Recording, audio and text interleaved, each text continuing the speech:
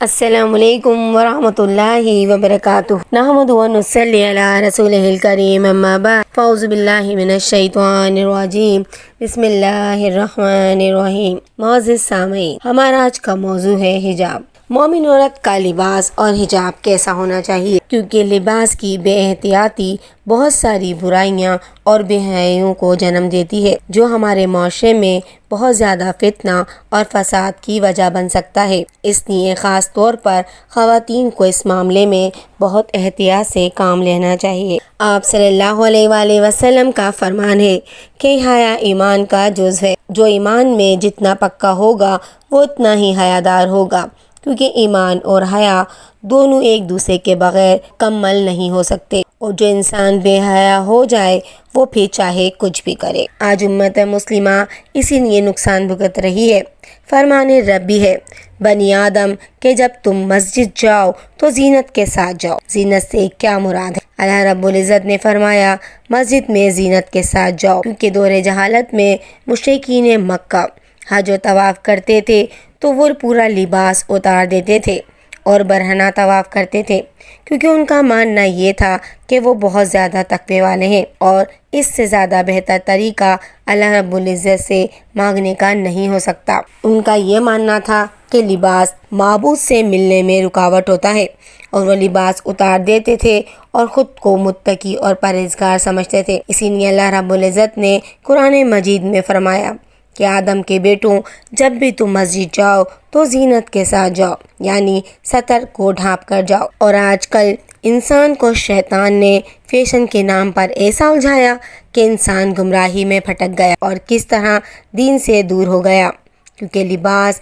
انسان کے لیے بہت اہم چیز ہے۔ شیطان کی چال دیکھیے کہ کبھی وہ عبادت کی آڑ میں انسان کو برہنہ کرتا ہے، جیسے مشرکین مکہ، اور آج فیشن کے نام پر جو امت مسلمہ کا حال ہے وہ ہم سب جانتے ہیں، کیونکہ جب انسان بے حیا ہو جاتا ہے تو وہ اپنے رب سے دور ہو جاتا ہے۔ لباس کے دو کام ہوتے ہیں، ایک تو ستر کا ڈھکنا اور دوسرا خوبصورتی کی بنیاد بھی لباس ہے۔ اور جب مومن عورت حجاب لے کر نکلتی ہے تو وہ بہت ساری برائیوں سے محفوظ رہتی ہے۔ اکثر لوگوں کو آپ نے دیکھا ہوگا کہ وہ اپنے شہر میں خود کو بہت متقی اور پرہیزگار ظاہر کرتے ہیں، عورتیں فل حجاب میں ہوتی ہیں، لیکن جیسے ہی وہ لوگ شہر سے باہر جاتے ہیں تو عورتیں حجاب کو اتار دیتی ہیں۔ اس طرح کے لوگوں میں تقوی موجود نہیں ہوتا، کیونکہ حجاب کی پابندی عورتوں کو مستقل کرنی ہے، کیونکہ رب کا فرمان ہے۔ آپ صلی اللہ علیہ وآلہ وسلم کے ساتھ تمام صحابی فجر کی نماز کے بعد بیٹھتے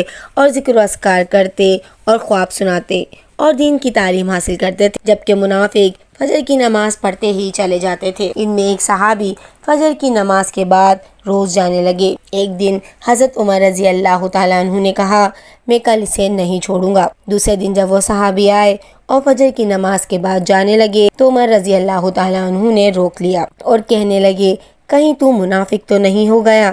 اللہ کے رسول صلی اللہ علیہ وآلہ وسلم کے پاس نہیں بیٹھتے ہو، جبکہ ہم بیٹھے رہتے ہیں اور تم چلے جاتے ہو۔ انہوں نے کہا میرے پاس صرف ایک چادر ہے، جبکہ گھر میں اور میری بیوی ہم دو لوگ ہیں۔ جب میں نماز پڑھنے مسجد جاتا ہوں تو میری بیوی بغیر لباس کے ہوتی ہے۔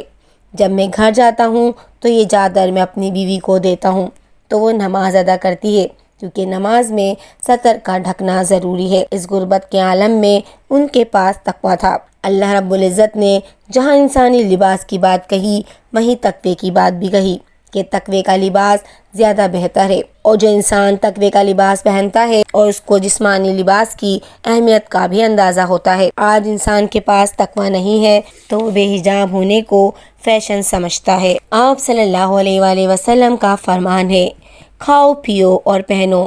شریعت بھی ہمیں یہی حکم دیتی ہے، لیکن دکھاوا اور بے حیائی سے بچ اور ایسا لباس نہ پہنو جو دوسرے مذاہب کی مشابہت ہو۔ آج ہم اپنی روح سے زیادہ اپنے چہرے کو خوبصورت بنانے کی کوشش کرتے ہیں، جبکہ روح کی خوبصورتی زیادہ اہمیت کی حامل ہوتی ہے۔ اگر ہماری روح خوبصورت ہوگی تو ہمارا چہرہ بھی خوبصورت ہوگا اور ہمارا رب بھی ہم سے راضی ہو جائے گا۔ فرمان ربی ہے اے نبی اپنی بیویوں اور بیٹیوں اور مومن عورتوں سے کہہ دو کہ وہ اپنے چہرے پر اوڑھنیاں ڈال لیں، یہاں بھی خطاب نبی صلی اللہ علیہ وآلہ وسلم کے گھر سے شروع کیا گیا، اس لیے تمام مومن عورتوں کے لیے حجاب کرنا ضروری ہے۔ ہمیں بھی یہ کام اپنے گھر سے ہی شروع کرنا چاہیے، جبکہ ہم دوسروں کی بیٹیوں کے لیے زیادہ پریشان ہوتے ہیں کہ وہ کیا کر رہی ہیں، اور جبکہ خود کے گھر کی خبر ہمیں نہیں ہوتی۔ اور آج کل جس طرح کا حجاب ہم کرتے ہیں وہ حجاب کم اور فیشن زیادہ ہوتا ہے، جبکہ اس بات کو ہمیں بہت سنجیدگی سے لینا چاہیے، کیونکہ بے پردگی سے